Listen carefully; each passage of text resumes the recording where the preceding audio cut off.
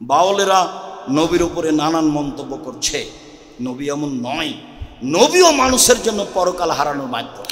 কোরআন আল্লাহ রাসূল সরকারের কাছে যেতে নিষেধ করছেন, আর আমি সরকারকে এই বলতে চাচ্ছি হিসাব নয়, ভুল হিসাব এটা। যখন রাসূল সাল্লাল্লাহু আলাইহি ওয়াসাল্লাম আত্তাহিয়াত পড়ার জন্য বসতেন, যখন রাসূল সাল্লাল্লাহু আলাইহি সাল্লাম তাশাহুদ পড়ার জন্য বসতেন, ফাওয়াজা ইয়াদাহু আলা রুকবাতিহিল ইসরা, ফাওয়াজা ইয়াদাহুল ইসরা আলা রুকবাতিহিল ইসরা, তিনি তার বাম হাত বাম উরু হাঁটুর উপরে রাখতেন। ওয়াজা ইয়াদাহুল ইয়ুমনা আলা রুকবাতিহিল ইয়ুমনা, তিনি তার ডান হাত ডান হাঁটুর উপরে রাখতেন। সুম্মা কাআদা সালাসাতা ওয়া খামসিনা ওয়া আশারা বিসাব্বাবা, তারপর তিনি 53 আঙ্গুলের গিরা করতেন।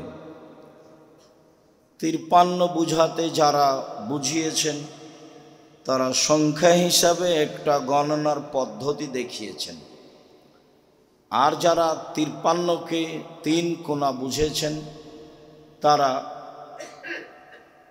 এইভাবে আঙ্গুলকে জমা করা বুঝেছেন।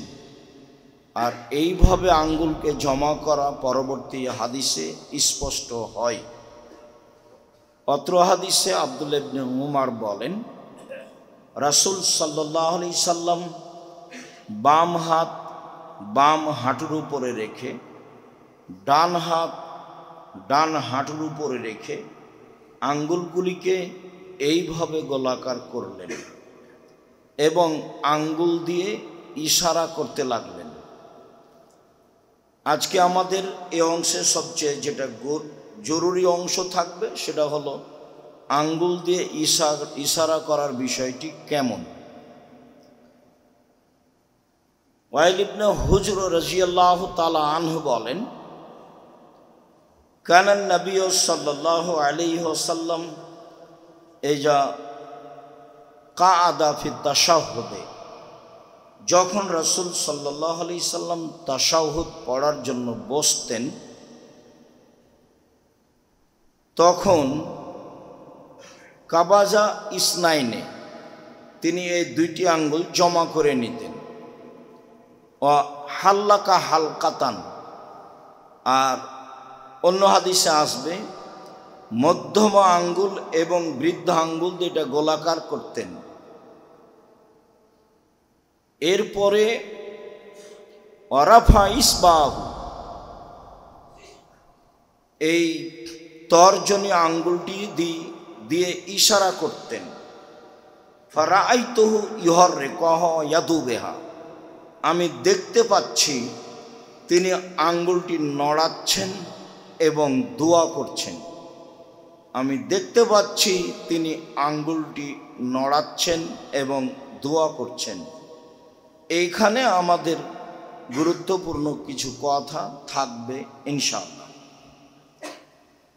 আব্দুল্লাহ ইবনে উমর রাদিয়াল্লাহু তাআলা আনহু বলেন, কানান নবী সাল্লাল্লাহু আলাইহি সাল্লাম ইজা কাআদা ফি তাশাহুদে, যখন রাসূল সাল্লাল্লাহু আলাইহি সাল্লাম আত্তাহিয়াত তাশাহুদ পড়ার জন্য বসতেন তখন ওয়াজা ইয়াদাহুল ইসরা আলা ফাখিজিহিল ইসরা, তিনি তার বাম হাতকে বাম উরু রানের উপরে রাখতেন। ওয়াজা ইয়াদাহুল ইয়ুমনা আলা ফাখিজিহিল ইয়ুমনা, তিনি তার ডান হাতকে ডান উরুর উপর রাখতেন। সুম্মা আশারা বে ইসবাইহি, তারপর তিনি তার আঙ্গুল দিয়ে ইশারা করেন। ওয়া আতবাআহা বাসারাহু, এবং তার চক্ষুকে ওই আঙ্গুলের উপরে রেখে দেন। ওয়াদু, এবং তিনি দোয়া করতে থাকেন। অত্র হাদিসে সালাতের অবস্থায় চক্ষু কোথায় থাকবে তা স্পষ্ট প্রমাণ হয়। অন্তত তাশাহুদের বৈঠকে এবং সালামের বৈঠকে আঙ্গুল যে নড়তে থাকবে, চক্ষু এই আঙ্গুলের উপরে থাকবে বলে আব্দুল্লাহ ইবনে ওমর রাদিয়াল্লাহু তাআলা আনহু বলেন, যা রাসূল সাল্লাল্লাহু আলাইহি সাল্লামকে দেখলেন, তিনি বলেন, লাহিয়া আশাদ্দু আলা শায়তানি মিনাল হাদিদ, আঙ্গুল দিয়ে ইশারা করা কাজটি শয়তানের উপরে লোহার আঘাতের চেয়ে কঠিন। আঙ্গুল নড়ানো কাজটি শয়তানের উপরে লোহা দিয়ে আঘাত করলেও যত কষ্ট পাবে, ব্যথা পাবে, তার চেয়ে সে বেশি কষ্ট পায় আঙ্গুল নড়ালে। একথা রাসূল সাল্লাল্লাহু আলাইহি সাল্লাম বলেন। ওয়াইল ইবনে হুজর রাদিয়াল্লাহু তাআলা আনহু বলেন, রাআইতু রাসূলুল্লাহ সাল্লাল্লাহু আলাইহি সাল্লাম, আমি আল্লাহ রাসূলকে দেখলাম, হাল্লাকা বিল ইবহাম অল ওস্তা, রাসূল সাল্লাল্লাহু আলাইহি সাল্লাম বৃদ্ধাঙ্গুল এবং মধ্যমাকে দিয়ে গোলাকার করলেন। ওয়ারাফা ইসবাহু আল্লাতি তালিহিমা, আর দুইটার মধ্যে পাশাপাশি যেই আঙ্গুল আছে সে আঙ্গুল তিনি উঠিয়ে ইশারা করতে লাগলেন তার তাশাহুদে। এই কথা ওয়াইল ইবনে হুজর বলেন, যা অন্য বর্ণনায় তিনি বললেন আমি দেখলাম। আব্দুল্লাহ ইবনে আবজা বলেন যে কানান নবী সাল্লাল্লাহু আলাইহি সাল্লাম ইশিরু বে ইসবাইহি আস-সাব্বাহাতে ফিস সালাতে, রাসূল সাল্লাল্লাহু আলাইহি সাল্লাম অবিরাম এই তর্জনী আঙ্গুল দিয়ে ইশারা করতেন। অত্র হাদিসে অবিরামের কথা উল্লেখ রয়েছে। সব হাদিসগুলি লক্ষ্য করলে বোঝা যায় যে রাসূল সাল্লাল্লাহু আলাইহি সাল্লাম অবিরামী আঙ্গুল নড়াতেন। কেননা তা হচ্ছে শয়তানের উপর লোহার আঘাতের চেয়ে অনেক কঠিন। কেননা আঙ্গুল নড়ছে বলেই আঙ্গুলের উপরে দৃষ্টি রয়েছে, আঙ্গুল সেদিকে, চক্ষু সেদিকে লক্ষ্য করছে। সম্মানিত দিনী ভাই বোন, বলতে চাচ্ছিলাম যে ভারত, বাংলাদেশ, পাকিস্তানে, আমাদের দেশে আমরা যেভাবে সালাত শিখেছি বা আংশিকভাবে যেসব বই পুস্তক পড়েছি, তাতে আমরা অবগত আছি যে আত্তাহিয়াতুর বৈঠকে শুধু ইল্লাল্লাহ বলার সময় আঙ্গুল উঠাতে হবে। কিভাবে এটা হলো তা আমাদের অবগতির বাইরে।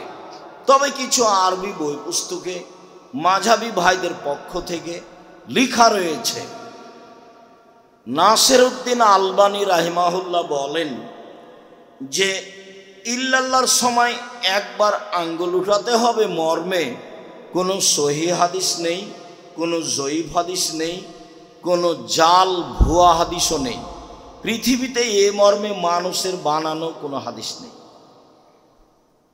অতএব শয়তানকে আঘাত করো তো, চূড়ান্ত সিদ্ধান্ত এটাই যে আত্তাহিয়াতুর শুরু থেকে নিয়ে শেষ পর্যন্ত, আবার সালাম পর্যন্ত অবিরাম আঙ্গুল নড়তে থাকবে, এটাই সঠিক। যা আমরা সালাত শিক্ষা বইয়ে বিস্তারিত আপনাদের সামনে পেশ করেছি। তাতে আমরা দাবি রেখেছি নিজে পড়বেন, আত্মীয় স্বজন ভাই বোনকে পড়তে বলবেন এবং বিভিন্ন মসজিদে ভাই বোনকে, বন্ধু বান্ধবকে উপঢৌকন দিবেন, রাখবেন বলে আশাবাদী।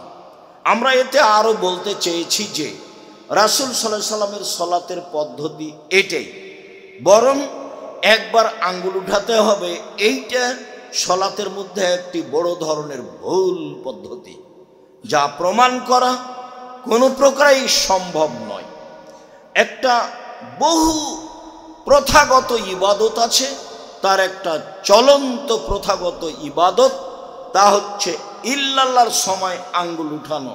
সম্মানিত দিনী ভাই বোন, আমাদের কাছে আরো স্পষ্ট হয়ে যাক যে তাশাহুদের বৈঠকে শুরু থেকে নিয়ে শেষ পর্যন্ত, সালামের বৈঠকে শুরু থেকে নিয়ে শেষ পর্যন্ত আঙ্গুলটি অবিরাম নড়তে থাকবে, চক্ষু দৃষ্টি আঙ্গুলের উপরে থাকবে এবং এ দিয়ে শয়তানকে লোহার চেয়ে কঠিনভাবে আঘাত করা হবে।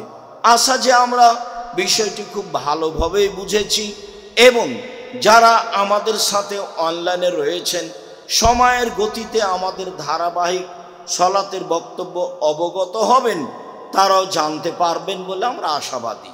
সাথে সাথে বিষয়টি আরও দিনী ভাই বোনকে অবগত করাবেন বলে আমরা আশাবাদী। সম্মানিত দিনী ভাই বোন, আব্দুল্লাহ ইবনে উমর রাদিয়াল্লাহু তাআলা আনহু বলেন, রাসূল সাল্লাল্লাহু আলাইহি সাল্লাম বললেন, শোনো, এজা জালাসা আহাদুকুম, যখন তোমাদের কোনো ব্যক্তি তাশাহুদের বৈঠকে বসবে, ফালিয়াকুল, সেই জন্য বলে, আত্তাহিয়াতু লিল্লাহি ওয়াসসালাওয়াতু ওয়াত-তাইয়্যিবাত। শারীরিক ইবাদত, আর্থিক ইবাদত, মৌখিক ইবাদত একমাত্র আল্লাহর জন্য। ইবাদত করতে অর্থ লাগে এমন ইবাদত দুনিয়াতে আছে যা আপনারা বুঝেন, হজ উমরা। শারীরিক চেষ্টা প্রচেষ্টা লাগে ইবাদত আছে, তা হচ্ছে সালাত। তাসবিহ তাহলিল জিকির আজকার বসে বসে হয়, তা আমরা অবগত। আত্তাহিয়াতু লিল্লাহি ওয়াসসালাওয়াতু ওয়াত-তাইয়্যিবাত, সব ইবাদত আল্লাহর জন্য। আসসালামু আলাইকা আইয়ুহান নবিয়্যু ওয়া রাহমাতুল্লাহি ওয়া বারাকাতুহু, হে নবী, আপনার উপরে শান্তি অবতীর্ণ হোক, বরকত অবতীর্ণ হোক, আর দয়া ও রহমত অবতীর্ণ হোক।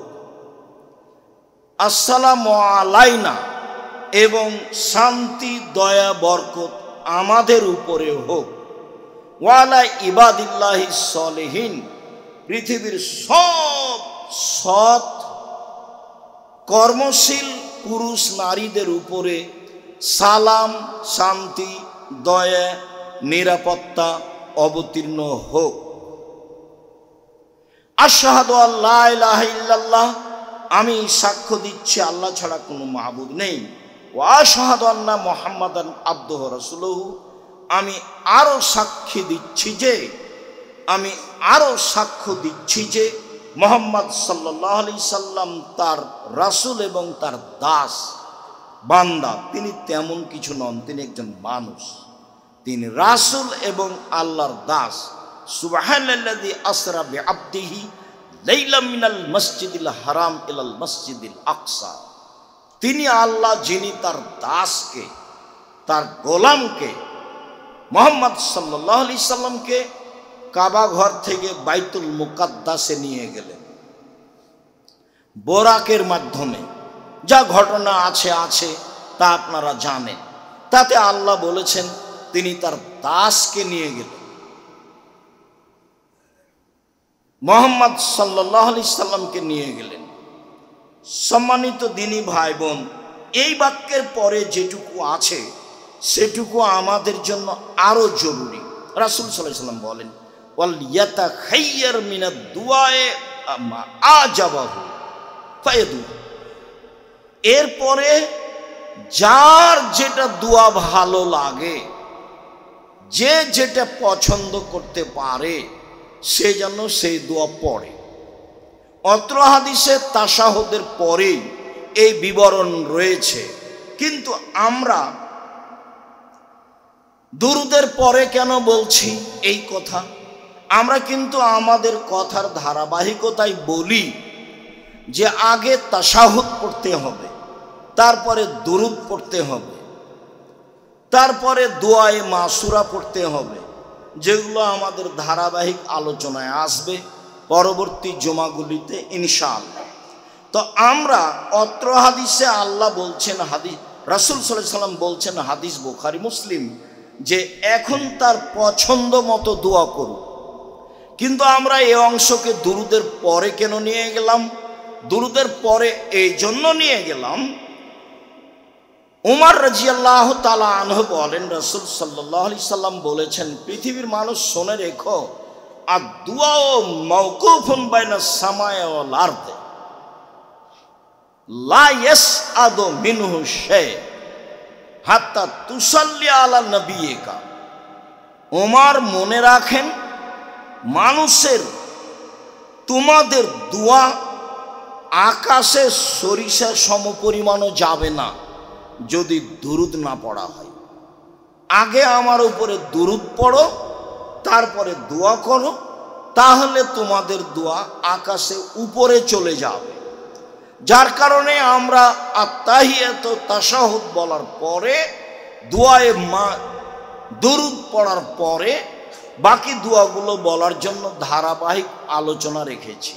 সম্মানিত দিনী ভাই বোন, অত্র হাদিসে যা আমরা বুঝেছি তাতে সালামের বৈঠকে ইচ্ছামতো দোয়া পড়তে পারি। অতীতের বিবরণে বুঝেছি যে রুকু এবং সিজদায় কোরআন মাজিদ পড়তে পাওয়া যাবে না, নিষেধ করা হয়েছে। এটাই ঠিক যে রুকু এবং সিজদায় কোরআন মাজিদ পড়তে পাওয়া যাবে না, এটা নিষেধ। এখন সালামের বৈঠকে আল্লাহ রাসূল বললেন, বাছাই করে নাও, যা ভালো লাগে। আমি পরামর্শে বলেছি রব্বির হামহুমা কামা রাব্বায়ানি সাগীরা, এটা আমার পরামর্শ। এছাড়া আপনার যা দোয়া মুখস্থ আছে কোরআন হাদিস থেকে সব বলে নেন, যা ভালো লাগে। সালামের বৈঠকে আল্লাহুম্মা ইন্নাকা আফুউন তুহিব্বুল আফওয়া ফা'ফু আন্নী, আল্লাহ তুমি ক্ষমাশীল, ক্ষমাকে ভালোবাসো, আমাকে ক্ষমা কর। আল্লাহুম্মা ইন্না নাসআলুকাল হুদা ওয়াত তুকা ওয়াল আফাফা ওয়াল গিনা, হে আল্লাহ আমি তোমার কাছে তাকওয়া পরহেজগারিতা চাই, তোমার কাছে আমি নিরাপত্তা চাই, আমি তোমার কাছে এমন নেকি করা চাই যেটা গোপন থাকবে, আর মানুষের কাছে আমাকে হাত পাততে হবে এরকম পরিবেশ যেন না আসে, আমি এটা চাই, তোমার কাছে এটা চাচ্ছি। দুয়ার বই থেকে গুরুত্বপূর্ণ দোয়াগুলি মুখস্থ করে নিয়ে বলার চেষ্টা করি। এছাড়াও রব্বানা আতিনা ফিদ দুনিয়া হাসানাতাও, এছাড়া রব্বি ইন্নী যালামতু নাফসি ফাগফিরলি, যা দোয়া মুখস্থ আছে। এখন আপনার সময় হয় না কেন? ছোটকালে মক্তবে ভাঙাচুরা করে দুইটা দোয়া মুখস্থ করেছিলেন, ওই দুটা দোয়া আজীবন চুষে খাচ্ছেন কেন? সবই কাজ চলে, জমি জায়গা দেখা চলে, দলিল আদিল্লা দেখা চলে, বাড়িঘর করা চলে, মেয়ে কেস মামলা করা চলে, একটু দোয়াটা দেখা চলে না? এরকম সুযোগ হয় না? এইটা আপনি কাকে বুঝাতে চাচ্ছেন? হয় না কেন? আপনি দেখেন না কেন? বাংলা যদি নাই পড়া যায়, পড়তে নাই পারি, তো ছেলে মেয়ে তো পারে, ওদেরকে পড়তে বলি। আর কোরআন মাজিদ আপনি পড়তে পারেন না, এটা তো গ্রহণ হবে না, পড়তেই হবে যে কোনো। আর বাংলা উচ্চারণ দিয়ে কোরআন মাজিদ পড়া হবে না, বাংলা উচ্চারণ দিয়ে কোরআন মাজিদ পড়া হবে না, ওটা উচ্চারণ ঠিক হবে না। সম্মানিত দিনী ভাই বোন, আবু হুরায়রা রাদিয়াল্লাহু তাআলা আনহু বলেন, আব্দুল্লাহ ইবনে মাসউদ রাদিয়াল্লাহু তাআলা আনহু বলেন, কানা নবী সাল্লাল্লাহু আলাইহি সাল্লাম ইয়াজলিসু ফির রাকাতাইনিল উলাইয়াইনি আলার রাসফে হাত্তা ইয়াকুমা। আল্লাহ রাসূল যখন আত্তাহিয়াতুর বৈঠকে বসতেন তখন মনে হতো যেন গরম পাথরের বসেছেন, বসলেন আর উঠলেন। মানে আত্তাহিয়াত ছাড়া আর কিছু বেশি পড়তেন না, তাশাহুদ ছাড়া আর কিছু বেশি পড়তেন না। আল্লাহ রাসূল যখন তাশাহুদের বৈঠকে বসতেন তখন মনে হতো যেন তিনি গরম পাথরের উপরে বসেছেন। গরম পাথরের উপরে বেশিক্ষণ বসে থাকা যাবে কি? অল্প সময় বসেই উঠে গেছেন। আমরা তাশাহুদ পড়ার সময়টা আল্লাহ রাসূলের খুব কম দেখেছি, তাতে আমরা বুঝেছি যে ভাবে মনে হচ্ছে যে গরম পাথরের উপরে বসে আছেন, তাই গরম জিনিসটা সহ্য করতে না পারাই তাড়াতাড়ি উঠে গেছেন। সম্মানিত দিনী ভাই বোন, আমরা বলছিলাম আত্তাহিয়াতুর বৈঠক, তাশাহুদের বৈঠক কেমন হবে, হাত কোথায় থাকবে এবং আঙ্গুলের অবস্থা কেমন হবে। আঙ্গুল অবিরাম নড়বে, তাতে শয়তানকে আঘাত করা হবে বলে আমরা স্পষ্ট বুঝেছি। এটাই সলাতের পদ্ধতি, আর এটাই অক্ষরে অক্ষরে সলাত শিক্ষা বইয়ে রাসূল সাল্লাল্লাহু আলাইহি সাল্লামের সলাত বনাম প্রচলিত সলাত এতে উল্লেখ করা আছে।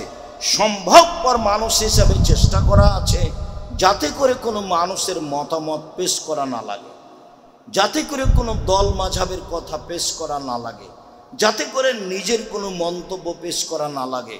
হুবাহু আল্লাহ এবং রাসূলের কথা দিয়ে সলাতকে কিভাবে দেখানো যেতে পারে তার চেষ্টা করা হয়েছে। কেননা তিনিও বলেছেন, সাল্লু কামা রাআইতুমুনি উসাল্লি, পৃথিবীর মানুষ সলাত আদায় করো তোমরা যেভাবে আমাকে দেখছো। তো এখন তো তিনি দুনিয়াতে নেই, তো কিভাবে সলাত দেখবেন? তখন আমরা পরামর্শে বলেছি একেবারেই পৃথিবীতে নিখুঁত কেতাব বুখারী মুসলিম। যারা এদেশে বুখারী পড়ায় এদেশে সেদেশে, তাদের মান সম্মান অনেক বেশি, তাদের বেতনও বেশি, কিন্তু আমল করতে হবে বুখারীর উপরে এইটা কম, নেই বললেই চলে। কেন যে এমনটা আল্লাহই ভালো জানে। আবার কিছু বললেই অনেক কথা, বুখারীর কি হাদিসই সব সহিহ আর কি দুনিয়াতে নেই, মানে উল্টা কথা। সহজ হলে তো কথা সহজ হয়। আল মুমিন গিরুন করিম, মুমিন হচ্ছে ভোলা ভালা সাধারণ, নাকে লাগাম লাগানো উটের নেই, বসতে বললে বসে, উঠাতে বললে উঠাতে চাইলে উঠে। এর নাম হচ্ছে নাকে লাগাম লাগানো উট, এরই নাম হচ্ছে মুমিন। মুমিন ধূর্ত নয়, মুমিন চালাক নয়, মুমিন পেঁচালা নয়, মুমিন অভিশাপকারী নয়, মুমিন অশ্লীল ভাষার অধিকারী নয়, মুমিন কঠোর কর্কশ মানুষকে অপমান খাটো করবে এরকম চরিত্রের নয়। আল্লাহ রাসূল মুমিন বলছেন আল মুমিন গিরুন করিম, মুমিন হচ্ছে সাধারণ সাদা সিধে, চলাফেরা সাদা সিধে, পোশাক আদি সাদা সিধে, খাওয়া পড়া সাদা সিধে, গাড়ি বাড়ি সাদা সিধে। এইভাবে বিত্তশালিতা দেখিয়ে বা এইভাবে লোন নিয়ে বাড়ি গাড়ি করে লিফটে আহাল পরিবার মিলে উঠে মেয়ের জন্য 450-500 টাকা দিয়ে আইসক্রিম কিনে কি হবে ফলাফল? কি হবে? চাঁপাইনবাবগঞ্জের ভাষায় আমও গেল, ছালাও গেল, কাঁদতে কাঁদতে 2 চোখ হয়ে গেল, সেটাই হবে। আর না হলে বইয়ের ভাষায়, ওই যে বইয়ে লেখা ছিল, বাবু বলছে মাঝি চাঁদ কেমন বাড়ে কমে রে, আমি কি সব জানি, দেখি তোর জীবন চারা নাই মিছে, মাঝি এ কি সে কি, আমি কি আর জানি, দেখি তোর জীবন আটা নাই মিছে, মাঝি এ কি ও কি, আমি কি এসব বুঝি, দেখি তোর জীবন 12 আনাই মিছে। এবার বাতাস উঠেছে, নৌকা হিলে উঠেছে, তখন মাঝি বলছে বাবু সাঁতার জানো বাবু? তখন বাবু বলছে না রে মাঝি, না তো আমি সাঁতার জানি না। তখন মাঝি বলছে দেখি এখন বাবু তোমার জীবন 16 আনাই মিছে। আপনি যেভাবে আহাল পরিবার গড়তে চাচ্ছেন, ছেলে মেয়েকে শিক্ষা দিতে চাচ্ছেন, এটাই কি আসলে পরকালমুখী? এটাই কি জাতির জন্য কল্যাণ নিয়ে আসবে? এটাই কি জাতিকে সঠিক পথ দেখাবে? এটাই কি জাতিকে সঠিক আকীদা দেখাবে? ছেলে মেয়ে শুধু নিজের জন্যই মানুষ করলেন, তাই তো বোঝা গেল। মনে করলেন যে টাকা ইনকাম করবে, ভালোই করেছে। যেই কোম্পানি তাকে টাকা দেয় সেই কোম্পানির ওষুধ লিখে। তা আপনি যেমন ছেলেও তেমন। আপনার সাদি ছিল বড় ইঞ্জিনিয়ার, তখনও খালি রাস্তাঘাট তৈরি করতে গিয়ে টাকা চুরি করে, টাকা মেরে খাই। আমি ভালো নেই এ কথা বলিনি, একেবারেই কম। সাজনাদের আপনার লক্ষ্য উদ্দেশ্য ভুল হয়েছে, আপনি তার আকীদা সংশোধন করতে পারেননি।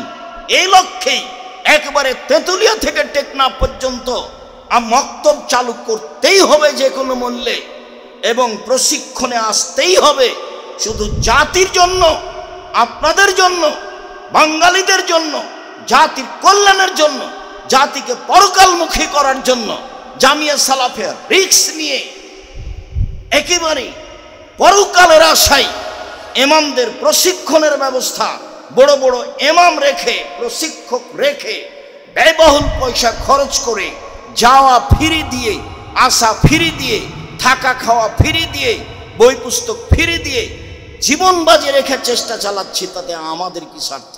স্বার্থ জাতিকে পরকালমুখী করতে চাই, এটাই স্বার্থ। স্বার্থ এ দিয়ে আল্লাহকে সন্তুষ্ট করতে চাই, এটাই স্বার্থ। জাতিকে বুঝাতে চাই যে এটা একটা ভুয়া জীবন। পার্থিব জগৎ তোমাকে প্রতারণা দিয়েছে। তুমি তোমার ছেলে মেয়ের ব্যাপারে যে পরিকল্পনা করেছো, ভুল পরিকল্পনা। তুমি ছেলে মেয়ে মানুষ করতে পারোনি, তোমার জীবন ব্যর্থ। বুঝেও বুঝে না ওরা, অন্তর আছে বুঝে না, দেখেও দেখে না ওরা, চক্ষু আছে দেখে না, শোনেও শোনে না ওরা, কান আছে শোনে না। উলায়েকা কালা আনাম, তারা পশু প্রাণীর মতো, তারা গরু ছাগলের মতো, তারা কুকুর শ্রীকের মতো। বালহুম আযাল মাউন, তার চেয়ে খারাপ জীবন পশু প্রাণীর মতো, কুকুর শ্রীর মতো। মানুষকে মেরে জেল হাজতে দিয়ে কি হবে? ক্ষমতা দেখিয়ে, তারপর দেখিয়ে দল করে কি হবে? জয় হলেন, 5 বছর থাকলেন, কাকে পরাজয় করলেন, কত বদনাম করলেন। বদনাম করেছেন মানে জাহান্নামে চলে গেছে। ও ঢুকেনি কেন? মরেনি এই জন্য। ও তো মানুষের সাথে জড়িত পাপ, আল্লাহর সাথে জড়িত পাপ নয়। আল্লাহর সাথে জড়িত পাপের পথ সহজ। সুদ যত বড়ই পাপ হোক না কেন, সুদের যে ভাষা আল্লাহ রাসূল উল্লেখ করেছেন, পৃথিবীর কোনো পাপের ভাষা এভাবে আল্লাহ রাসূল উল্লেখ করেননি। সুদের পাপের ব্যাপারে বলছেন, মায়াকুল দিরহাম রেবাহ ইয়ালাম আসাদ্দু মিন নিয়া, যে যদি জেনে শুনে 1 টাকা সুদ খায়, 36 বার জেনা করে যত পাপ হবে, 1 টাকা সুদ খেলে তার চেয়ে বেশি পাপ হবে। জেনা মানে অবিবাহিত ছেলে মেয়ে জেনা করলে 100 লাঠি পিটিয়ে তাকে এলাকা থেকে 1 বছরের জন্য তাড়িয়ে দিতে হবে। জেনা মানে বিবাহিত ছেলে মেয়ে জেনা করলে তাকে ইট ঢেল পাথর দিয়ে মেরে মেরে মেরে ফেলতে হবে। তার পৃথিবীতে বেঁচে থাকার কোনো সুযোগই নাই। তার নাম জেনা। বিবাহ করার পরে রাসূল সাল্লাল্লাহু আলাইহি ওয়াসাল্লাম বলছেন, কে যদি জেনে শুনে 1 টাকা সুদ খায়, 36 বার জেনা করে যত পাপ হবে, 1 টাকা সুদ খেলে তার চেয়ে বেশি পাপ হবে।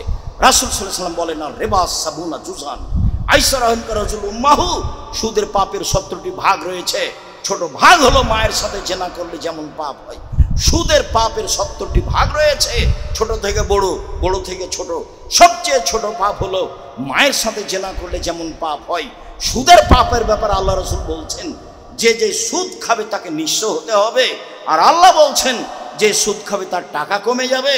উভয় দিকে লক্ষ্য করে আমি বলেছি যে যারা সুদ খাচ্ছে তাকে একদিন ভিক্ষুক হতে হবে, কোনো পথ নেই। ওতে টাকার উপরে জুলুম করা হয়, ওতে টাকার উপরে জুলুম করা হয়। টাকা যেই জন্য সৃষ্টি হয়েছে, আল্লাহ করেছেন, সেই জন্য তাকে ব্যবহার করা হয়নি। ও বিনিময়ে ব্যবহার হওয়ার জন্য তার জন্ম। টাকা মুদ্রার জন্ম হচ্ছে বিনিময় ব্যবহারের জন্য।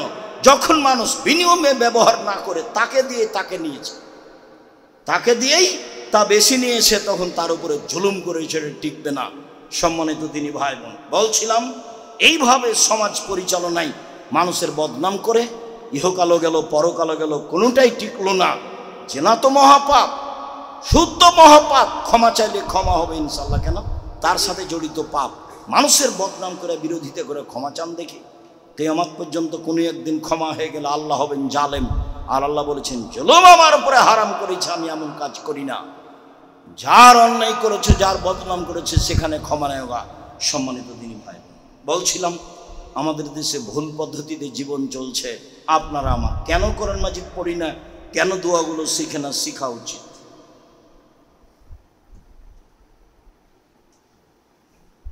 আলহামদুলিল্লাহ ওয়াহদা ওয়াসসালাতু ওয়াসসালামু আলা মান লা নাবিয়্যা বাদা। আল্লাহ তাআলা বলেন, ইয়া আইয়ুহাল্লাযীনা আমানু সাল্লু আলাইহি ওয়া সাল্লিমু তাসলিমা।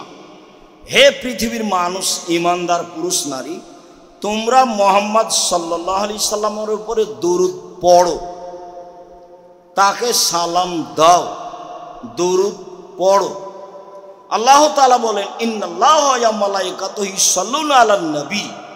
নিশ্চয় আল্লাহ এবং ফেরেশতা নবীর উপরে দরুদ পড়ে। তা আল্লাহ যখন নবীর উপরে দরুদ পড়েন মানে নবীর উপরে দয়া করেন, ফেরেশতাই যখন নবীর উপরে দরুদ পড়েন মানে নবীর জন্য ক্ষমা চান। তা আল্লাহ যে কাজে ব্যস্ত, ফেরেশতাগণ যে কাজে ব্যস্ত, সে কাজে আমরা করি না কেন? সেটা হলো দরুদ। আব্দুল্লাহ ইবনে উমর রাদিয়াল্লাহু তাআলা আনহু বলেন, রাসূল সাল্লাল্লাহু আলাইহি সাল্লাম বলেছেন, আউলান নাসে বি ইয়াউমাল কিয়ামা আকসারুহুম আলাইয়া সালাহ।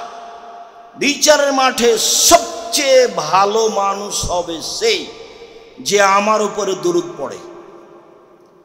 বিচারের মাঠে সবচেয়ে ভালো মানুষ হবে সে যে আমার উপরে দরুদ পড়ে। আব্দুল্লাহ ইবনে উমর রাদিয়াল্লাহু তাআলা আনহু বলেন, রাসূল সাল্লাল্লাহু আলাইহি সাল্লাম বলেছেন, ইন্না লিল্লাহি মালায়েকাতান সাইয়্যিনা ফিল আরদে ইবাল্লিগুনি মিন উম্মতি আস-সালাহ। সারা পৃথিবী জুড়ে ফেরেশতা আছেন আল্লাহর জন্য, আল্লাহর পক্ষ থেকে। সারা পৃথিবীতে যখনই মানুষ মুহাম্মাদের উপরে দরুদ পড়েন তখন সেই দরুদ আল্লাহর কাছে ফেরেশতারা পৌঁছিয়ে দেন, সেই দরুদ মুহাম্মদ সাল্লাল্লাহু আলাইহি সাল্লামের কাছে পৌঁছিয়ে দেন। মানুষ দরুদ পড়লে আমার কাছে পৌঁছিয়ে দেওয়া হয়, এর জন্য আল্লাহ ফেরেশতাকে দায়িত্ব দিয়েছেন। আপনি এখানে পড়বেন দরুদ আর মুহাম্মদ সাল্লাল্লাহু আলাইহি সাল্লামের কাছে পৌঁছে দিতে হবে, এই জিম্মেদারি পালনের জন্য আল্লাহ ফেরেশতাকে নির্ধারণ করেছেন। আবু হুরায়রা রাদিয়াল্লাহু তাআলা আনহু বলেন, রাসূল সাল্লাল্লাহু আলাইহি সাল্লাম বলেছেন, মা মিন রাজুলিন ইসাল্লি আলাইয়া ইল্লা রাদ্দা আলাইহা রূহি হাত্তা আরুদ্দা আলাইহা সালাহ। যখনই কোনো মানুষ আমার নামে দরুদ পড়ে তখন আল্লাহ আমাকে আত্মা ফেরত দেন, তখন আমি তার দরুদের উত্তর দিই।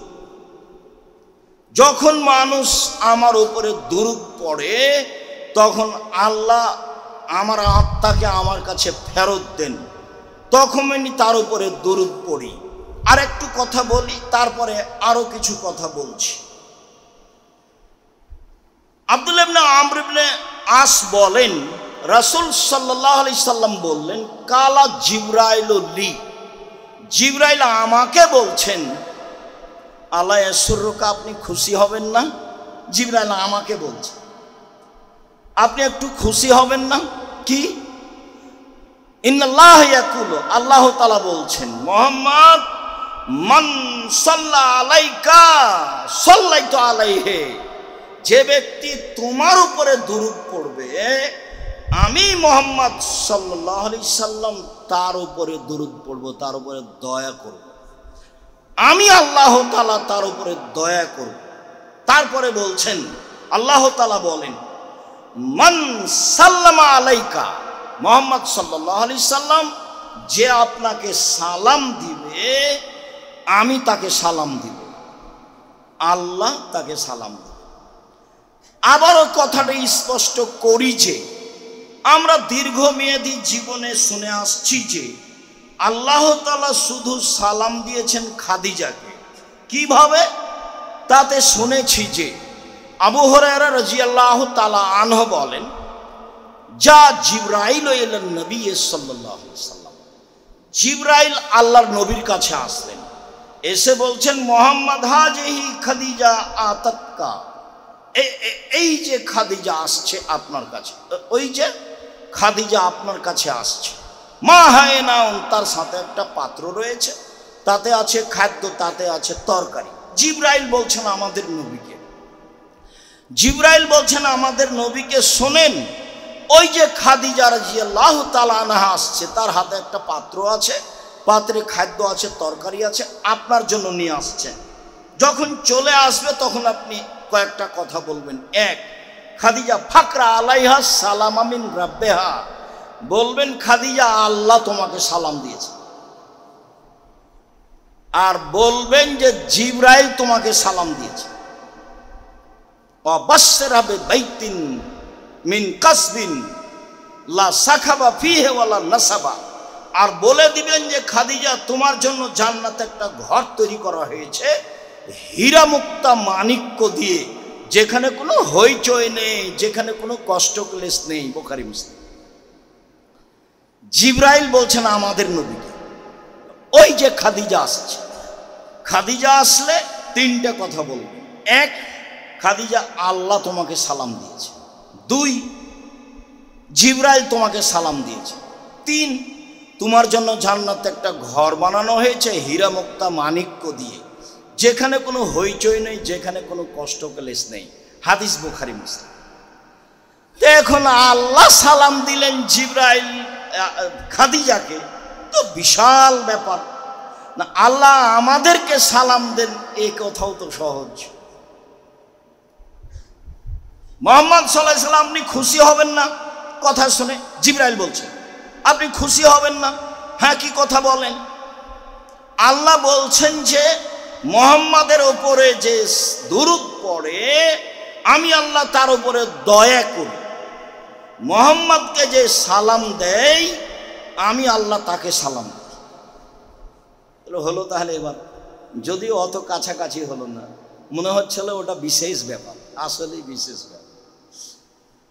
তবুও এতটুকু আশ্বাস্ত হলাম যে দুরূদ পড়লে রাসূল সাল্লাল্লাহু আলাইহি সাল্লামকে আল্লাহ সালাম দিলে, দুরূদ পড়লে আল্লাহ আমার প্রতি দয়া করবেন এবং আমাকে সালাম দিবেন। এইটা যেন আমাদের কাছে স্পষ্ট হয়ে থাকে। আবু হুরায়রা রাদিয়াল্লাহু তাআলা আনহু বলেন, রাসূল সাল্লাল্লাহু আলাইহি সাল্লাম বললেন, ইন্না মিন আফজালি আইয়ামিকুম ইয়াউমাল জুমআ। পৃথিবীর মানুষ শুনে রেখো, তোমাদের দিনগুলির মধ্যে সবচেয়ে উত্তম দিন হচ্ছে জুমার দিন। তোমাদের দিনগুলির মধ্যে সবচেয়ে উত্তম দিন হচ্ছে জুমার দিন। ফিহে ইয়াউমাল কিয়ামা, জুমার দিনে কিয়ামত ঘটবে। অফিহা নাফকা, জুমার দিনে সিংগায় ফুঁক দেওয়া হবে। অসাকা, জুমার দিনে পৃথিবী ভেঙে চৌচির খণ্ড খণ্ড হয়ে যাবে। এরপরে বলছেন, শোনো, ফাকসিরু আলাইয়া ইয়াউমাল জুমা আসসালাহ, তোমরা জুমার দিনে আমার উপরে বেশি বেশি দুরূদ পড়ো। তোমরা জুমার দিনে আমার উপরে বেশি বেশি দুরূদ পড়ো। ফাইন্না সালাতাকুম মারুজাতুন আলাইয়া, তোমাদের দুরূদ আমার কাছে পেশ করা হয়, তোমাদের দুরূদ আমার কাছে পেশ করা হবে। এই পর্যন্ত বলতেই সাহাবীগণ বলছেন, আল্লাহ রাসূল কাইফা তুরাজু সালাতুনা আলাইকা, আমাদের দুরূদ আপনাদের সামনে, আপনার সামনে কিভাবে পেশ করা হবে? ওকাদ আমলাইতা, আপনি তো মাটিতে মিশিয়ে যাবেন, হাড় হাড্ডি কোথায় মাটিতে গলে যাবে, আর আপনাকে আমাদের দুরূদ পেশ করা হবে মানে? তখন আল্লাহ রাসূল বলছেন, শোনো, ইন্নাল্লাহ হাররামা আলাল আরজে আন তাকুল আসাদাল আম্বিয়া, নিশ্চয় আল্লাহ তাআলা মাটির উপরে হারাম করেছেন যে নবীদের লাশকে খেয়ে ফেলবে। তাহলে নবীদের লাশ একবারে হুবাহু তাই আছে, আদম থেকে নিয়ে কিয়ামত পর্যন্ত কিভাবে আছে, যেভাবে রেখেছেন সেভাবে আছে। কিভাবে থাকে, যেভাবে রাখেন সেভাবে থাকে। কিভাবে থাকবে, যেভাবে রাখেন সেভাবে থাকবে। দাজ্জালকে তো বাঁধা অবস্থায় দেখলেন তামিমদারি, তো এই শতাব্দী তো মানুষ দাজ্জালকে খুঁজে পায় না, কোথায় আছে? তো সেটা তো আল্লাহর জিম্মেদারি, সেই জিম্মেদারি আল্লাহ। অতএব তোমরা দুরূদ পড়ো, আমার উপরে তোমাদের দুরূদ পেশ করা হয়, আমি আত্মা ফেরত পেয়ে তোমাদের দুরূদের উত্তর দিয়ে থাকি। তা অবশ্যই আত্মার জগতে অবশ্যই যেন মনে না করা হয় যে নবী হায়াত, নবী বেঁচে আছেন। এ আকীদা ভ্রান্ত, এ আকীদা নষ্ট, এ আকীদা পরকাল হারাবে। আল্লাহ বলছেন, ইন্নাকা মাইতুন ওয়া হুম মাইতুনা, আপনার মরণ হবে, আপনি মরণশীল, সকল মানুষের মরণ হবে। আয়েশা রাদিয়াল্লাহু তাআলা আনহার চোখের সামনে আল্লাহর নবী দুনিয়া থেকে বিদায় নিয়েছেন, তার কাফন দাফন হয়েছে, বিচারের মাঠে তাকে উঠতে হবে, সবকিছুই তার হবে। তিনি একজন মানুষ, তিনি হায়াতুন নবী, এটা নেহাত অন্যায় কথা। এটা আকীদা ভ্রষ্ট ভ্রান্ত আকীদার কথা। আর বৈঠকে নবী উপস্থিত হয়ে গেছেন, তাই দাঁড়িয়ে যেতে হবে, এটা একটা ভ্রান্ত আকীদা। নবী কেন এখানে আসবেন? উনি কি হাজের নাজির? উনি তো মারা গেছেন, আত্মার জগতে তিনি উত্তর দিয়ে থাকেন। এর অর্থ এই নয় যে আমার বৈঠকে চলে এসেছে। এমন কাজের গতি, এমন নিয়ম নীতি রাসূল সাল্লাল্লাহু আলাইহি ওয়াসাল্লাম রাখেন না। এই ক্ষমতায়, এই গতিবিধি তার কাছে নেই। হজ করতে গিয়ে হাত বাড়িয়ে সালাম দিলেন, যেমন আপনি সালাম দিয়েছেন, তখন আল্লাহ রাসূল কবর থেকে হাত বাড়িয়ে দিয়েছেন। এইসব কথা হচ্ছে আব্দুল কাদের জিলানীর আকাশে যাওয়ার মতো। বলছে, আব্দুল কাদের জিলানী আপনি কোথায় যাচ্ছেন? আরে আল্লাহর বিচারে ভুল হয়ে গেছে, তাই সংশোধন করতে যাচ্ছি। দেওয়ানবাগির কথা যেমন, খোঁজ নেন দেওয়ানবাগি কোথায়? আল্লাহ চিন্তিত আর ছেলে হারাল ছিল। অবাক কথা। এগুলো কি ধরনের কথা? যে কথা মানুষের নাগালের ভিতরে নয়, সেগুলো মানুষ কেমনে বলে? অবাক হয়ে যায়। আরে মাওলানা মানুষ, আবার বক্তা, আবার যেখানে বক্তৃতা সেটা একটা আলেম ফাজেল মাদ্রাসা। বলছে যে আব্দুল কাদের জিলানীর বাড়িতে ভিক্ষুক এসেছিল ভিক্ষা চাইতে, তার মা ভিক্ষা দিতে গেলে ভিক্ষুক তার মাকে দেখে আকৃষ্ট হলো। তখন আব্দুল কাদের জিলানীর মনটা খারাপ হলো, তখনও মায়ের পেট থেকে বের হয়ে ভিক্ষুককে হত্যা করলো। তো সবাই যা বলার তাই বলল। আমি এখন পরে বলছি, আমি আর কি বলি? আমি এখন বলছি যে আব্দুল কাদের জিলানী মায়ের পেট থেকে কিভাবে বের হলেন, কিন্তু এখনো তো তার প্রসাবের সময় হয়নি, তো মায়ের পেটে গেলেন কিভাবে? এটার উত্তর কি? এখন মাওলানা সাহেবকে যদি কেউ বলে এটার উত্তর কি, তাহলে একটা হয়।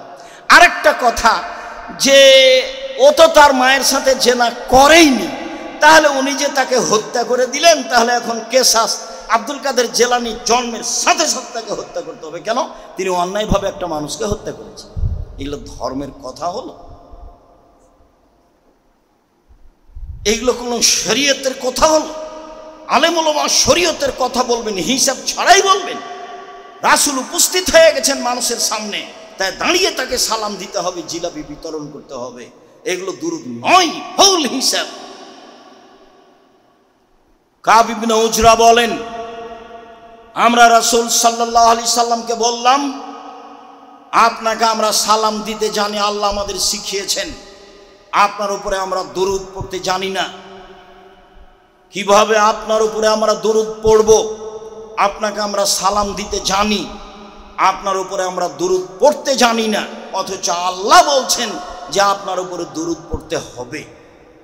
তো বলেন কিভাবে?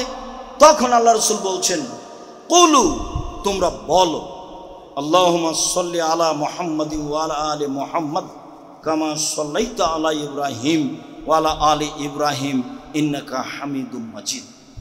হে আল্লাহ, তুমি মুহাম্মদ সাল্লাল্লাহু আলাইহি সাল্লামের উপরে শান্তি অবতীর্ণ করো, যেমনভাবে ইব্রাহিম আলাইহিস সালাম এবং তার বংশধরের প্রতি শান্তি অবতীর্ণ করেছো।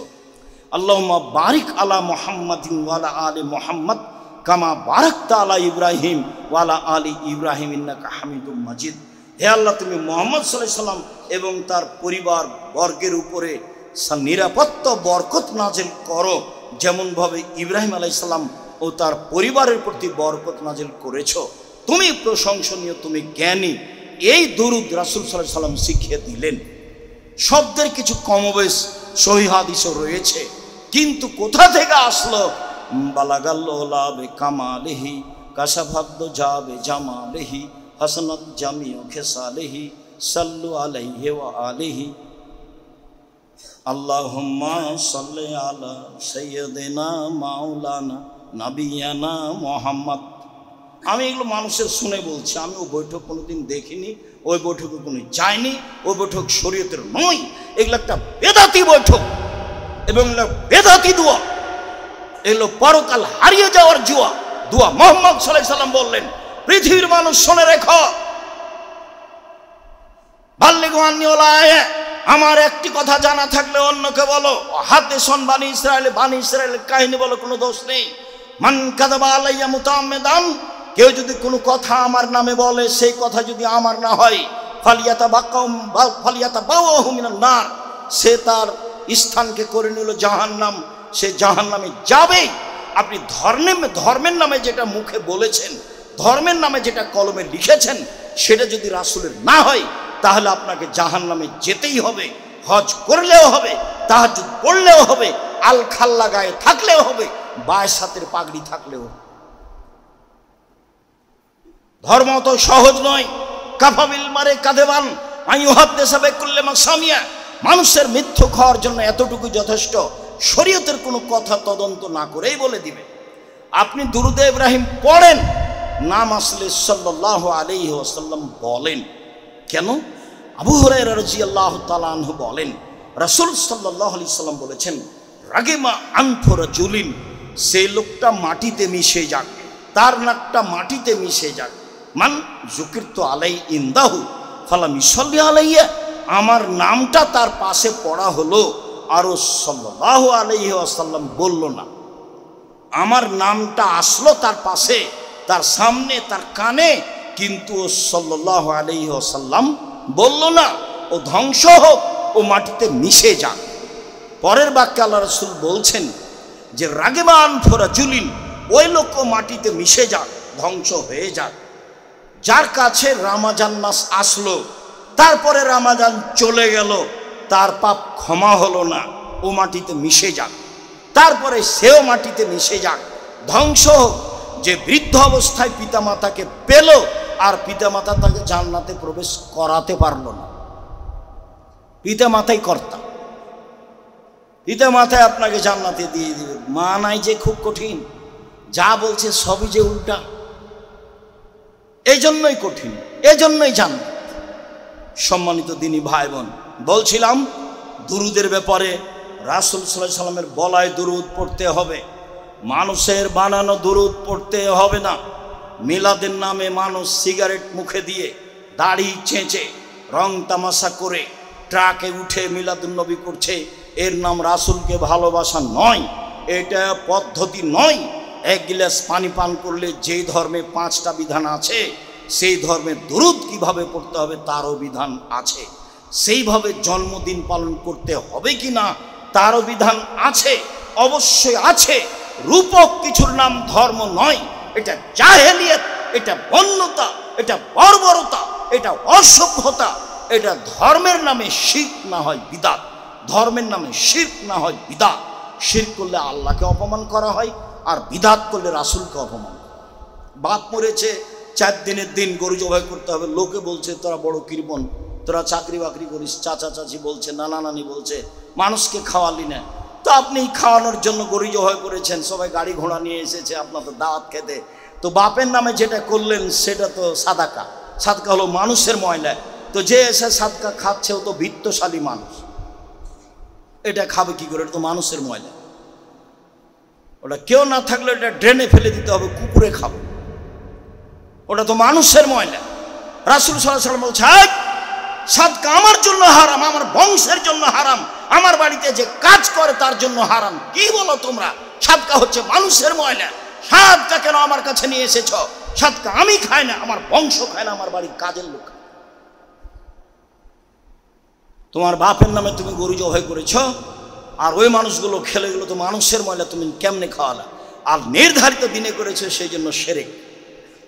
ঘুরে ওই প্রথম কথা চলে আসলো, আমও গেল, ছালাও গেল, কাঁদতে কাঁদতে 2 চোখে গেল, বাপও গেল, তুমিও গেল, তোমার মাও গেল, তোমার বংশ গেল, যারা সাথ দিয়েছে তারাও গেল। ধর্ম এমন নয়।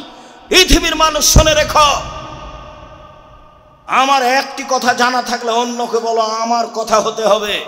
বানি ইসরায়েলের কাহিনী বলো, কোনো দোষ নেই। কেউ যদি কোনো কথা আমার নামে বলে, কলমে লিখে, সেই কথা যদি আমার না হয় তাহলে তার থাকার জায়গা জাহান্নাম। জুব্বা যত বড়ই হোক, আলখাল্লা যত বড়ই হোক, পাগড়ি যত বড়ই হোক, বিচারের মাঠে রক্ষা হবে না। মাওলানা সাহেবকে দিয়ে জাহান্নাম উদ্বোধন করা হবে, এই কথা আল্লাহ রাসূল বলেছেন, হাদিস বুখারী মুসলিম। তিনি বলেছেন আমার জীবনে বড় আশঙ্কা 3টে। 1, আইম্মাতা মুজিল্লিন, ভ্রান্ত হুজুর।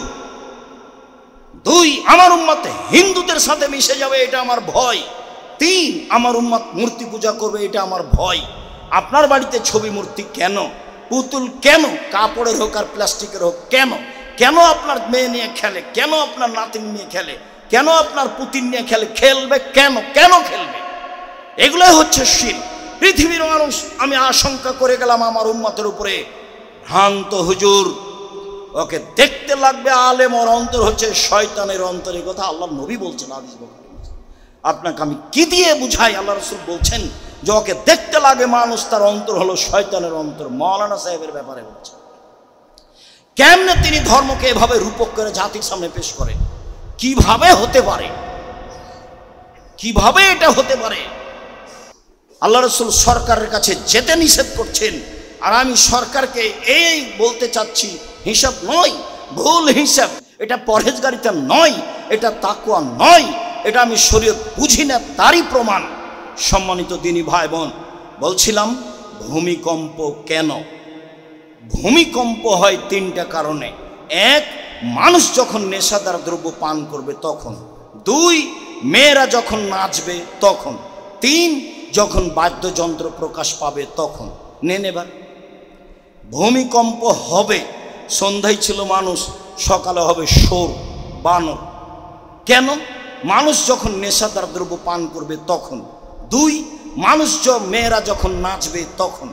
তিন, মানুষ যখন বাদ্যযন্ত্র ব্যবহার করবে তখন। সব দোকানেই বাজনা বাজে, সব মোবাইলেই বাজনা বাজে, সব ঘরেই বাজনা বাজে, সব মোবাইলে মেয়ে নাচে, সব দোকানে বাজনা বাজে, মেয়ে নাচে, সব বাড়িতে মেয়ে নাচে।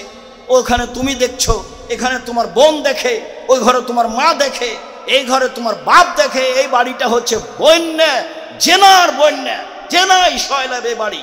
কি বুঝাতে চাচ্ছ? ভূমিকম্প কঠিন থেকে কঠিন হয়ে যাওয়ার কথা। মুহাম্মদ সাল্লাল্লাহু আলাইহি সাল্লামের দুয়ার কিছু প্রতিক্রিয়া আছে, তাই একবারে মানুষ ধ্বংস হচ্ছে না, ধ্বংস হওয়াই স্বাভাবিক।